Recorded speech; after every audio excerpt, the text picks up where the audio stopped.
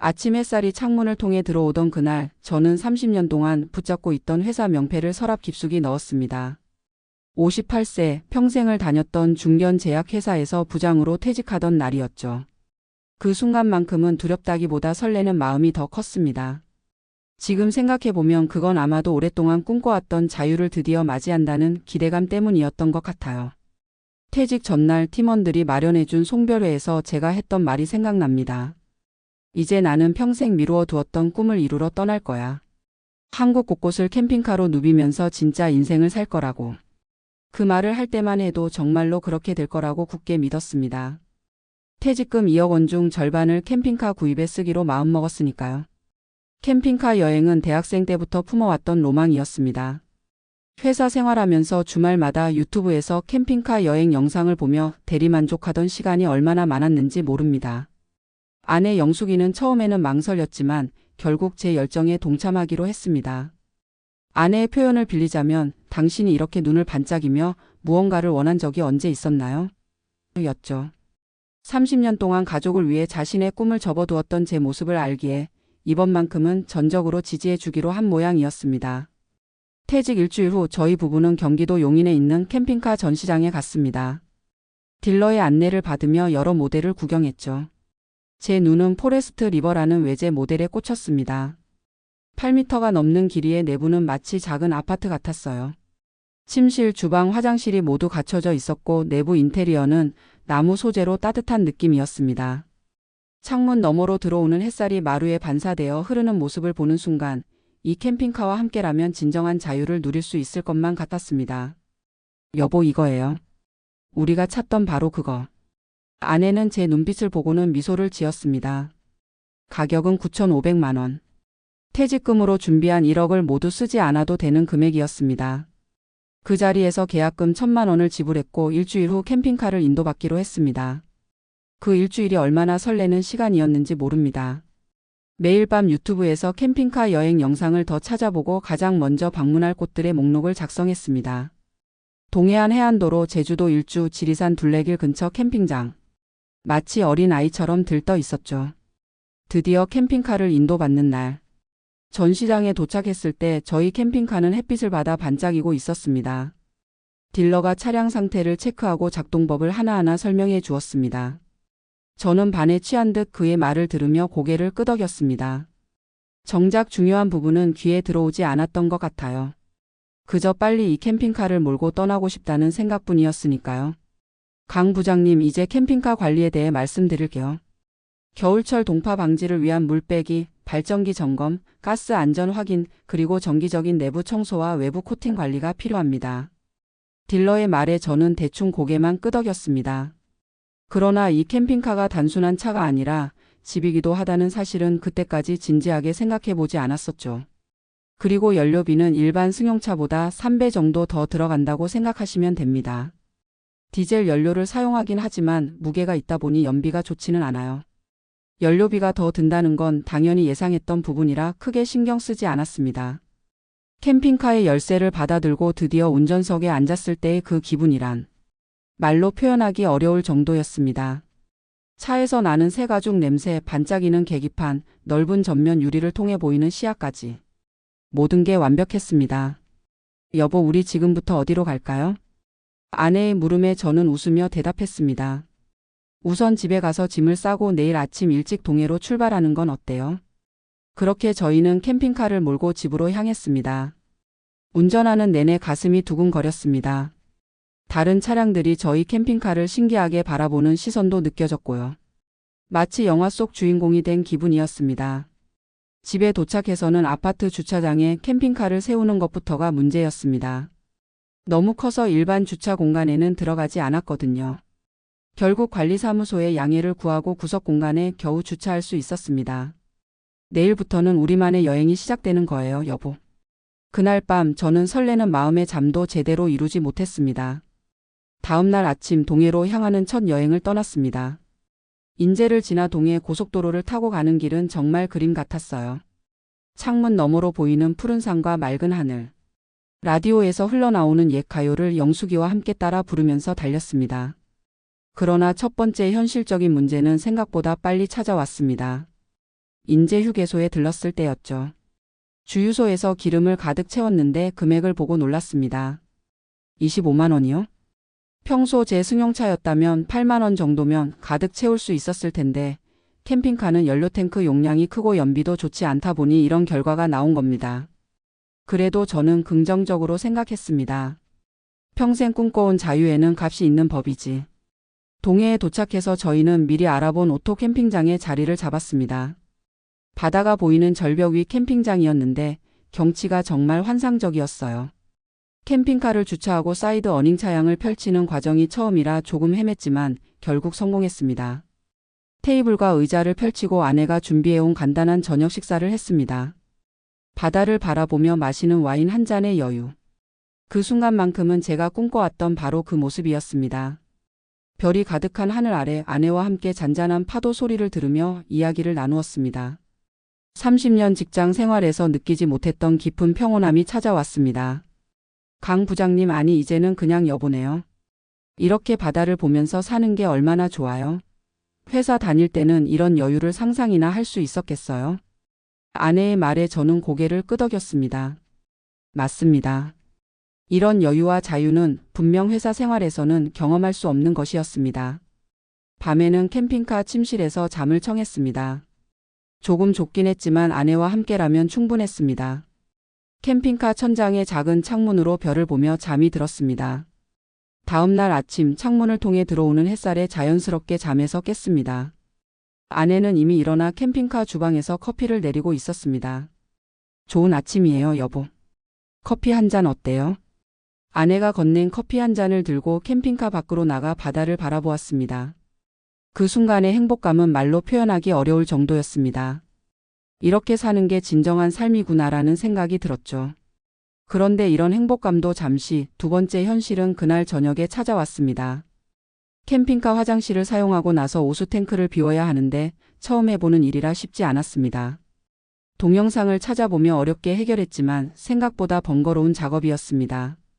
그리고 캠핑장 사용료도 일반 텐트보다 비싸서 하룻밤에 5만 원이 나갔습니다.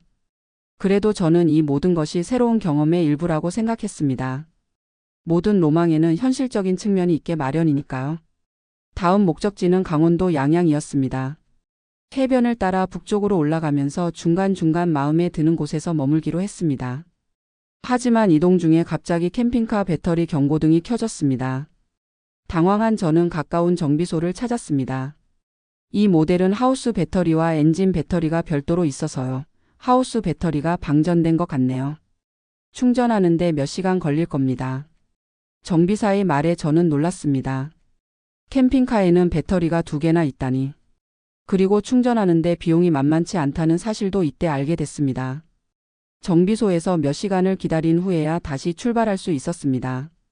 양양에 도착해서는 해변가 주차장에 캠핑카를 세우고 하룻밤을 보내기로 했습니다. 저희가 머물던 곳은 서핑으로 유명한 해변이었는데 파도 소리를 들으며 잠이 드는 기분이 정말 좋았습니다. 아침에는 근처 재래시장에 가서 신선한 해산물을 사왔습니다. 아내가 캠핑카 주방에서 해산물 파스타를 만들었는데 정말 맛있었습니다. 이렇게 여행하면서 현지 식재료로 요리해 먹는 것도 캠핑카 생활의 즐거움 중 하나였습니다. 그날 오후 해변에서 휴식을 취하던 중 옆에 주차된 캠핑카 주인과 이야기를 나누게 되었습니다. 60대 초반으로 보이는 분이었는데 벌써 5년째 캠핑카 생활을 하고 계신다고 했습니다. 처음에는 저도 다 좋았습니다. 그런데 시간이 지나면서 관리하는 게 점점 부담스러워졌어요. 계절마다 챙겨야 할 것도 많고 고장나면 수리비가 만만치 않고. 지금은 1년에 반 정도만 캠핑카로 여행하고 나머지는 아파트에서 지내요. 그분의 말씀을 들으면서 약간의 불안감이 생겼습니다. 하지만 저는 나는 더 잘 관리할 수 있을 거야 라고 스스로를 안심시켰습니다. 이렇게 동해안을 따라 일주일 정도 여행을 한 후 저희는 다시 집으로 돌아왔습니다. 첫 여행은 정말 행복했지만 솔직히 말하면 상상했던 것보다 피곤한 점도 있었습니다. 특히 캠핑카 관리에 대한 부분이 생각보다 많이 신경 쓰였죠. 집에 돌아와서 캠핑카를 청소하고 다음 여행을 준비하는 과정에서 저는 처음으로 캠핑카를 구입한 결정에 대해 의구심이 들기 시작했습니다. 특히 연료비, 캠핑장 이용료, 주차 문제, 그리고 예상치 못한 정비 비용 등이 생각보다 부담이 컸습니다. 그런데 진짜 충격은 첫 달 관리비 청구서를 받았을 때였습니다. 캠핑카 보험료, 주차 공간 임대료 아파트 단지 내에 정식으로 주차 공간을 빌려야 했습니다. 그리고 첫 여행에서 들었던 연료비와 정비 비용을 모두 합치니 무려 150만 원이 넘게 나왔습니다. 이건 제가 전혀 예상하지 못했던 금액이었습니다. 여보, 이게 맞아요? 한 달에 150만 원이면 1년이면 1,800만 원인데. 아내는 청구서를 자세히 살펴보더니 고개를 끄덕였습니다. 맞아요. 보험료가 생각보다 비싸네요. 그리고 주차 문제도 있고. 캠핑카가 생각보다 관리하기 쉽지 않은 것 같아요. 그날 저녁 저희 부부는 진지한 대화를 나누었습니다. 과연 이 캠핑카를 유지하는 것이 경제적으로 가능할지, 그리고 정말 원하는 라이프 스타일인지에 대한 이야기였습니다. 저는 여행 자체는 정말 좋았어요. 하지만 이 캠핑카를 소유하고 관리하는 건 생각보다 큰 부담이네요. 아내의 말에 저는 깊이 생각했습니다. 퇴직금으로 캠핑카를 구입한 건 좋았지만 매달 들어가는 유지비는 퇴직 후 저희의 고정 수익 국민연금과 약간의 임대 수입으로는 감당하기 어려운 금액이었습니다. 처음에는 그저 여행비 정도만 들 거라고 생각했는데 실제로는 집과 차를 하나 더 소유하는 것과 같은 부담이 되고 있었습니다. 일주일 정도 더 고민한 끝에 저희는 어려운 결정을 내렸습니다. 캠핑카를 판매하기로 한 것입니다. 꿈을 포기한다는 생각에 마음이 무거웠지만 현실적인 판단이 필요한 시점이었습니다. 캠핑카 판매는 생각보다 쉽지 않았습니다. 새 차를 구입한 지 한 달밖에 되지 않았지만 중고시장에서는 가치가 크게 떨어졌습니다. 여러 중개업체를 알아본 결과 가장 좋은 조건이 구입가의 85% 정도였습니다. 9,500만 원에 구입한 캠핑카를 8천만 원에 판매하게 된 셈이죠. 한 달 만에 1,500만 원의 손해를 보게 된 겁니다. 강 부장님, 이런 결정이 쉽지 않으셨을 텐데요. 사실 캠핑카는 구입 후 초기 가치 하락이 큰 편입니다. 그래도 한 달 만에 판매하시니 그나마 손해가 덜한 편이에요. 중개업자의 말이 위로가 되지는 않았지만 적어도 더 큰 손해를 보기 전에 결정했다는 점에서는 다행이라고 생각했습니다. 캠핑카를 판매한 그날 마지막으로 차 안에 앉아 있으면서 여러 감정이 교차했습니다. 아쉬움, 후회, 그리고 동시에 부담에서 벗어난다는 안도감까지. 여보, 우리가 꿈을 포기한 걸까요? 아내는 제 손을 잡으며 말했습니다. 아니요, 꿈을 포기한 게 아니라 꿈을 이루는 다른 방법을 찾은 거예요. 캠핑카가 없어도 우리는 여행할 수 있어요. 렌트카를 빌리거나 필요할 때 캠핑카를 대여할 수도 있고요. 아내의 말이 제게 새로운 시각을 주었습니다. 맞습니다. 꼭 캠핑카를 소유해야만 제 꿈을 이룰 수 있는 건 아니었습니다. 소유의 부담 없이도 자유를 느낄 수 있는 방법은 얼마든지 있었습니다. 캠핑카 판매 후 저희는 새로운 여행 계획을 세웠습니다. 이번에는 제주도로 가기로 했는데 렌터카와 펜션을 예약했습니다. 캠핑카만큼의 자유로움은 없을지 모르지만 관리와 유지에 대한 부담 없이 여행 자체에 집중할 수 있다는 장점이 있었습니다. 제주도 여행은 정말 즐거웠습니다. 렌터카로 섬 곳곳을 돌아다니며 밤에는 펜션에서 편안하게 쉴 수 있었습니다. 의외로 이 방식이 저희 부부에게는 더 맞았던 것 같아요. 캠핑카 관리에 신경 쓰지 않아도 되니 여행 자체에 더 몰입할 수 있었습니다. 그 이후로도 저희는 국내 여러 곳을 다니며 여행을 즐겼습니다. 가끔은 1-1짜리 짧은 캠핑카 여행을 위해 대여 서비스를 이용하기도 했습니다. 소유의 부담 없이 캠핑카를 경험할 수 있어서 오히려 더 즐거웠습니다. 이렇게 6개월 정도 지났을 때 우연히 SNS에서 쉐어하우스 개념을 알게 되었습니다. 여러 사람이 함께 거주 공간을 공유하는 방식인데 이를 응용한 쉐어 카라반이라는 아이디어가 떠올랐습니다. 비슷한 상황의 퇴직자들끼리 캠핑카 한 대를 공동으로 구매하고 관리하는 방식이었죠. 고민 끝에 골프 모임에서 알게 된 퇴직자 두 분과 함께 이 아이디어를 실현해 보기로 했습니다. 세 가구가 공동으로 캠핑카 한 대를 구입하고 일정을 조율해 번갈아 가며 사용하는 방식이었습니다. 유지비도 나눌 수 있으니 경제적이었고 혼자서 모든 관리를 책임질 필요도 없었습니다. 이 방식은 놀랍게도 잘 맞아떨어졌습니다.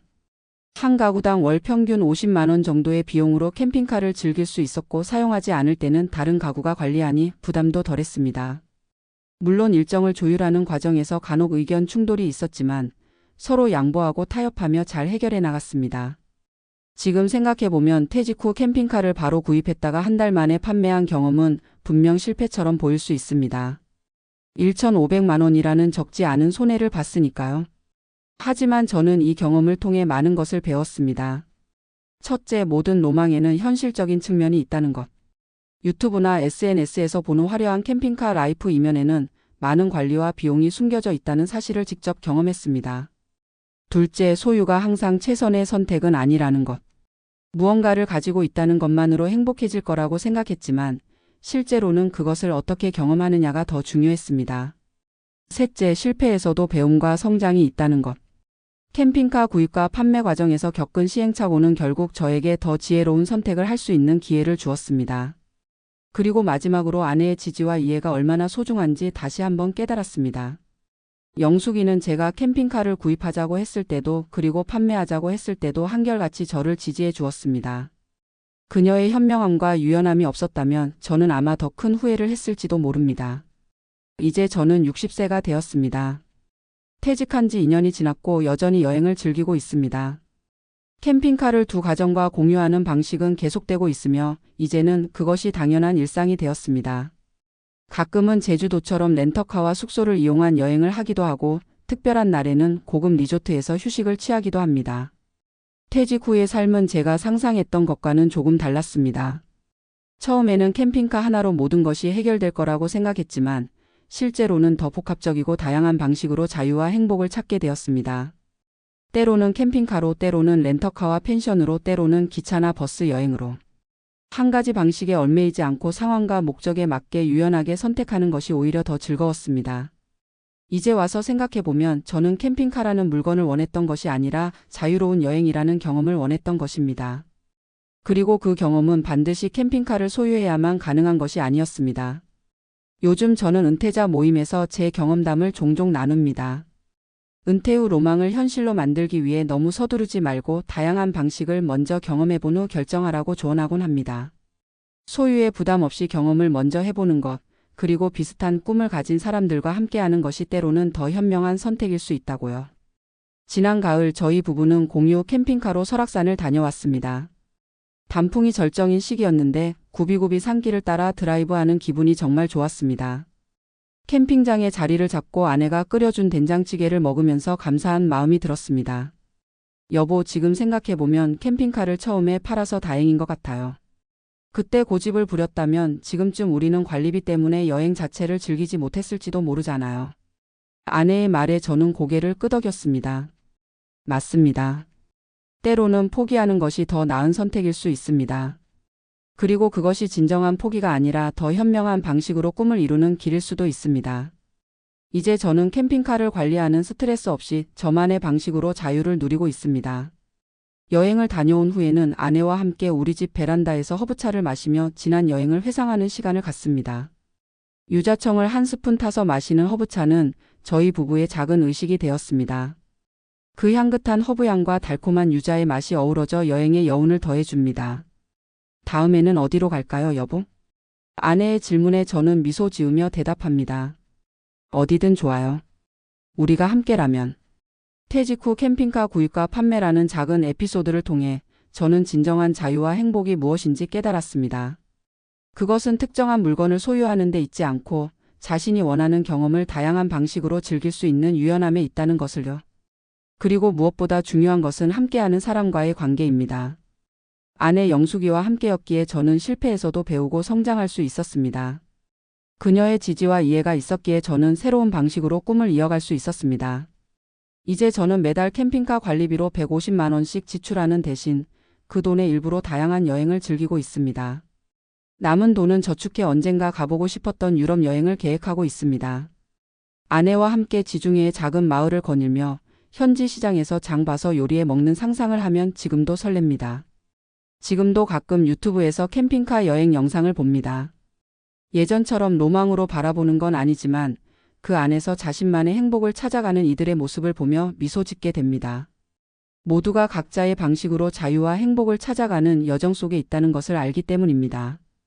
퇴직 후의 삶, 이제 저는 더 이상 무엇을 소유할지에 집중하지 않습니다. 대신 어떤 경험을 할지에 집중합니다. 그리고 그 경험을 더욱 풍요롭게 해주는 사람들과의 관계를 소중히 여깁니다. 캠핑카는 판매했지만 그 안에서 꿈꿨던 자유로운 삶은 여전히 진행 중입니다. 다만 방식이 조금 달라졌을 뿐이죠. 어쩌면 그것이 진정한 자유의 의미인지도 모릅니다. 틀에 얽매이지 않고 자신만의 방식으로 행복을 찾아가는 것. 이제 저는 매일 아침 베란다에서 커피 한 잔을 마시며 하루를 시작합니다. 창밖으로 보이는 풍경을 바라보며 오늘은 또 어떤 행복이 기다리고 있을지 설레는 마음으로 상상합니다. 캠핑카 없이도 충분히 자유롭고 행복한 이 순간이 어쩌면 제가 진정으로 원했던 것인지도 모르겠습니다. 여러분의 인생에도 캠핑카와 같은 로망이 있다면 너무 서두르지 마세요. 천천히 경험해보고 다양한 방식을 시도해보세요. 그 과정에서 진정으로 원하는 것이 무엇인지 알게 될 테니까요. 그리고 때로는 포기하는 것이 더 현명한 선택일 수 있다는 것도 기억하세요. 그것이 제가 캠핑카를 통해 배운 가장 값진 교훈입니다. 지금 이 순간 저는 퇴직 후의 삶을 정말 행복하게 즐기고 있습니다. 캠핑카 판매라는 작은 실패를 통해 더 큰 행복을 찾게 된 것에 감사합니다. 인생은 계속됩니다. 그리고 우리는 언제나 새로운 가능성을 향해 나아갈 수 있습니다. 저의 이야기가 비슷한 상황에 처한 누군가에게 작은 도움이 되길 바랍니다. 감사합니다.